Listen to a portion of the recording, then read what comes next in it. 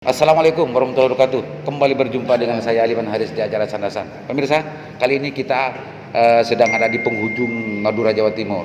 Madura di Sumeneb.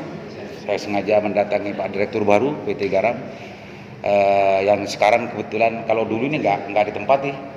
Dulu ada di Jakarta dan di Surabaya, kantor sekarang ditempati. Assalamualaikum Pak Dirut. Waalaikumsalam warahmatullahi wabarakatuh. Assalamualaikum Pak. Waalaikumsalam. Biar pemirsa Sandasan tahu Pak Dirut, perkenalkan biar lebih afdal Pak Dirut diperkenalkan sendiri. Kalau saya mengenalkan nggak afdal Pak Dirut.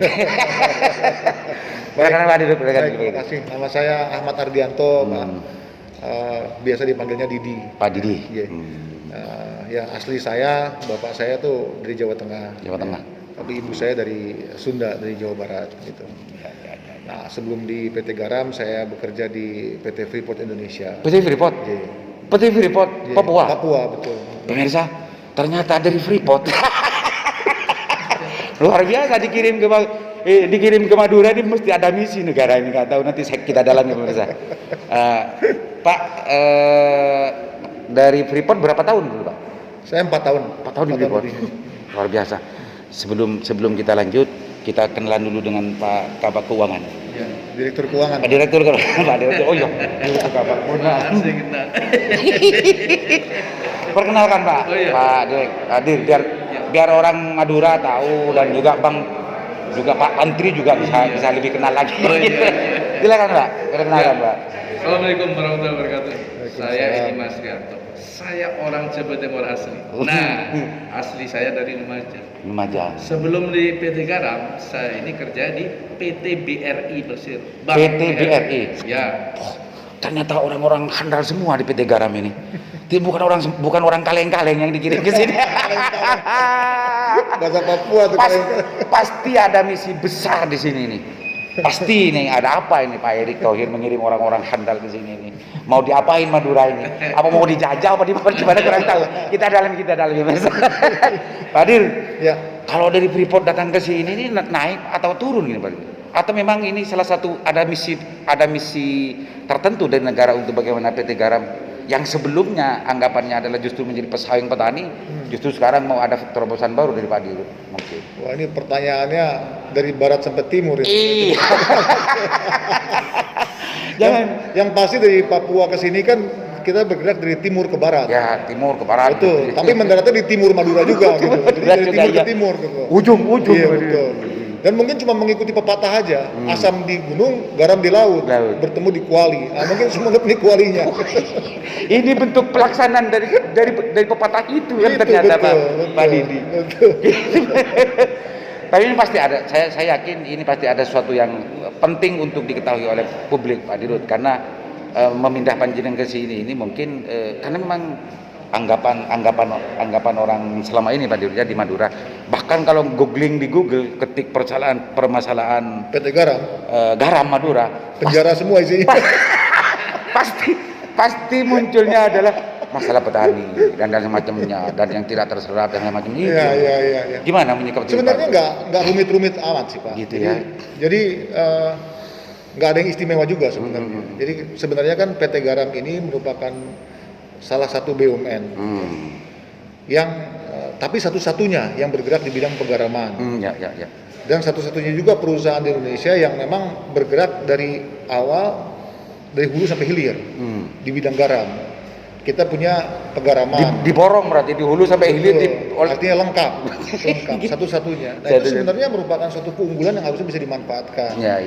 Tapi selama ini kan belum bisa dimaksimalkan. Nah tujuannya kan sebenarnya adalah Pak Erick Thohir mengirimkan saya, Pak Edi, ini kan tujuannya kan untuk bagaimana PT Garam ini bisa memaksimalkan apa yang dimilikinya sehingga bisa memberikan manfaat bukan hanya kepada negara dalam bentuk devisa maupun APBN, pemasukan APBN, tapi juga bagi masyarakat sekitar. Kan itu yang saya kira penting. Yang kedua, memang dengan adanya PT Garam yang mayoritas lokasinya ada di Madura, pemerintah menginginkan agar terbentuklah ekosistem garam nasional yang sehat, gitu kan. Ekosistem garam sudah ada, tapi belum sehat. Nah, bagaimana ekosistem garam yang sehat gitu ya? Itu satu dua ada tiga misi. Itu bukan statement politik ya? Itu bukan ini steril politik, Ansi terhadap bagaimana PT Garam bermanfaat. Karena memang diakui atau tidak, anggapan dan asumsi di luaran bahwa PT Garam itu di Madura khususnya seringkali seakan-akan vis-a-vis dengan petani garam. Dan itu penting untuk dijelaskan oleh Pak Dirut. Betul. Dan meski Pak Dirut kan baru, kan, tapi juga pasti saya yakin Pak Dirut sudah dengar itu. Pasti saya yakin Ya dengar. justru karena saya baru, saya mau tanya sama penjenengan. Wah, kan tak kebalik ini Pak. Bahkan sempat gini Pak Dirut, tahun 2009-2020 kemarin, para petani itu kan sempat membuang-buang gara-gara karena ada tidak terserap dan lain-lain. Betul. Merespon itu gimana Pak Dirut? Nah kita gini ya, memang meresponnya itu tidak bisa tidak bisa sederhana, Ya. tidak simpel gitu ya, tidak sederhana. Kita ngelihat itu dulu, kita urai dulu. Pokok Ya. persoalannya. Pertama, kenapa sampai tadi penjenengan bilang bahwa masyarakat tuh membuang-buang garam ya di jembatan Suramadu ya, Ya. di mana-mana lah. Di mana-mana di Karena- Jepang juga banyak gitu. Betul. Nah itu kan karena harga jualnya lebih rendah daripada biaya untuk menghasilkannya, kan begitu. Pertanyaan berikutnya, kenapa harga jualnya rendah? Kan begitu Ya, Pak. betul. Nah kita harus lihat apa yang menjadi penyebab terjadinya hal seperti itu. Kalau dalam teori pasar kan sederhana, kalau supply-nya kebanyakan harga turun. Kan Turun. begitu. Itulah yang terjadi. Itu akidah usulnya kalau bahasa. Betul. Akidah usulnya Betul. Tapi coba dilihat lagi Pak, dilihat lagi. Kalau supply kebanyakan, artinya supply melebihi kebutuhan, harga turun. Berapa kebutuhan garam nasional? Tahun 2020 itu 4,4 juta ton. Ya, 4,4. Ya, total. Bukan ya, kebutuhan- 4,7 ya, 29 ya. 4,4 juta ton. Ya, kebutuhan garam nasional. Baik itu untuk kebutuhan industri di pabrik-pabrik yang tidak dimakan buat bikin kaca, bikin PVC, ya, bikin paper kertas, maupun yang buat dimakan. Ya, artinya buat garam dapur seperti garam-garam produknya PT Garam ini. Nah, lalu berapa produksi nasional? Produksi nasional itu diperkirakan tadinya 2,8 juta. Tapi tahun lalu tercapainya 1,6 juta. 2,8 juta Perkiraannya, tahun Perkiraannya 2020 tercapainya 1,6 karena musim. 1,6. Dari kebutuhan 4,4 cuma artinya mestinya kan harga naik dong. Kan begitu. Iya. Kalau pakai teori tadi. Betul. Tapi Terus- rupanya kan ada impor. Oh, ini ya biang keroknya ya. Belum tentu bilang kerok juga. Belum tentu biang kerok juga. Karena penguraian ini kan harus setahap demi setahap. Ya. Nah kalau kita lihat, loh kenapa terus garam impor bisa membuat harga garam jadi jatuh? Pertanyaan berikut lagi, apakah memang kita tidak boleh impor? Nah ini kita jawab, kita harus impor Pak, karena kan supply-nya Ya wong lebih- 1,6 Betul, kebutuhan ke 4,4 ya harus Iya, impor. harus impor. Nah pertanyaannya, loh kenapa terus kemudian setelah impor kok kemudian disebutkan terjadilah penurunan harga garam? Nah artinya apa? Artinya yang terjadi di pasar adalah jumlah yang dibutuhkan itu sudah terpenuhi dengan apa yang ada sehingga Dengan impor ya tadi turun. Impor plus dari lokal gitu. Berarti Nah, itu kan membuat- berarti ya penyediaannya lebih. Artinya kita harus sangat berhati-hati pada saat kita mengatakan kita mau impor garam. Nggak boleh kita asal menentukan jumlahnya, kemudian tahu-tahu mengakibatkan harga garam jatuh kan begitu. Tapi kita juga harus lihat juga Pak, bahwa apakah garam lokal sudah bisa masuk ke garam industri? Karena kalau tidak bisa ya harus impor, kan begitu pertanyaannya. Iya. Tapi PT Garam kan bisa kayaknya. PT Garam bisa, PT Garam Masuk ke bisa. industri itu. Bisa, tapi kita belum bisa konsisten menghasilkan garam dengan kualitas industri. Berarti Pak di apa namanya dikirim ke sini biar mengkonsistenkan ini kayaknya. Pinter. Kan tidak konsisten. Sebelum masuk kita pendalaman Pak Didi, Ya. di urusan keuangannya nih, urusan keuangannya. Kalau di PT Garam ini sebetulnya kan sama dengan kalau APBN kan punya RKP Ya. dan macamnya. Untuk bagaimana proyeksi ke depan. Betul. Kalau Pak Dirut tadi kan ingin bagaimana keberadaan PT Garam bermanfaat terhadap masyarakat Ya. dan tidak ada hal semacam yang kita dengar sebelumnya. Itu dalam apa namanya dalam proses perencanaan keuangannya bisa nggak untuk menunjang apa yang akan dilakukan terobosan yang dilakukan Pak Dirut ini? Menarik. Ya, gimana Pak Jadi Dirut? kalau kita sekarang ada di dua sisi yang berbeda dengan pekerjaan saya sebelumnya. Sebelumnya saya itu mengkolek uang, memberikan uang. Uangnya masyarakat. Cak mau turun ngolak PC. Jual PC. Nah, kalau sekarang di sektor real, ngumpulin barang, kita jual itu baru jadi duit, satu langkah nambah. Walaupun kalau dari sisi besarnya, dulu yang sekarang ini 1/1000-nya yang dulu asetnya. Tapi 1/1000. masalahnya bukan 1/1000.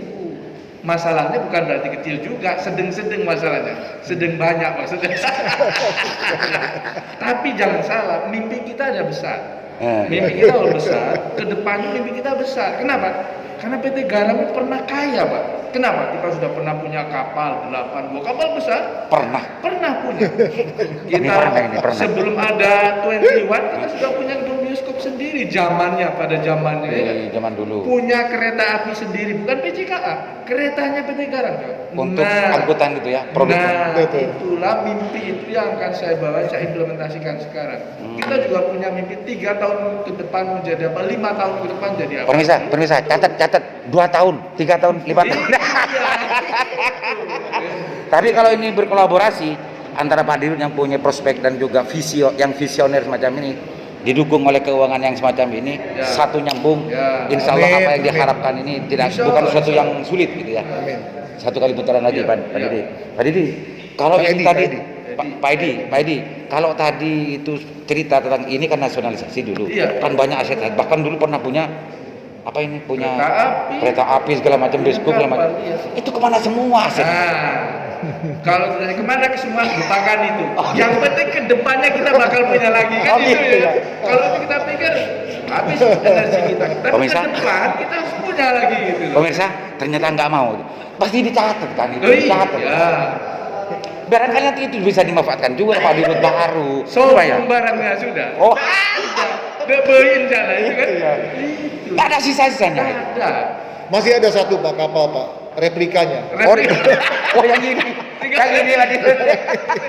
Kereta api ada di depan. Di depan ada logonya satu. Tapi kalau memang dilacak mungkin ada juga nilai ekonominya juga yang bisa bermanfaat terhadap bagaimana PT Garam ke depan Pak Dirut. Ya, yang pasti kan sebenarnya kita direksi harus menghitung ulang apa yang kita miliki.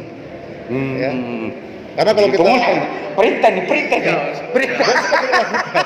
Kita lakukan bersama-sama menghitung ulang sehingga kalau kita mengetahui apa yang kita miliki, kita bisa mengukur. Pertama mengukur kekuatan kita sejauh mana. Lalu kalau kita maju ke depan, langkah apa yang harus diambil tahap demi tahapnya. Nah, itulah yang saya pikirkan sangat penting diketahui masyarakat sehingga masyarakat paham kenapa PT Garam selalu mengatakan bahwa kita tumbuhnya sebenarnya bersama rakyat, bukan berhadapan dengan rakyat. Loh, ini penting ini. Ini komentar barusan ini. PT Garam tumbuh bersama rakyat, bukan berhadapan dengan rakyat. Tapi kenyataannya sekarang anggapan di masyarakat itu seolah-olah PT Garam pesaing. Ada dua hal penyebabnya Pak. Pesaingnya petani garam katanya. Dianggapnya begitu. Nah, kenapa begitu? Ada dua hal. Pertama itu adalah romantika masa lalu. Ya, zaman dulu PT Garam itu kan dikasih dana oleh pemerintah untuk membeli garam rakyat. Kenapa? Karena PT Garam pada satu PN kemudian Perum itu mendapatkan tugas untuk memastikan suplai garam nasional itu terjaga.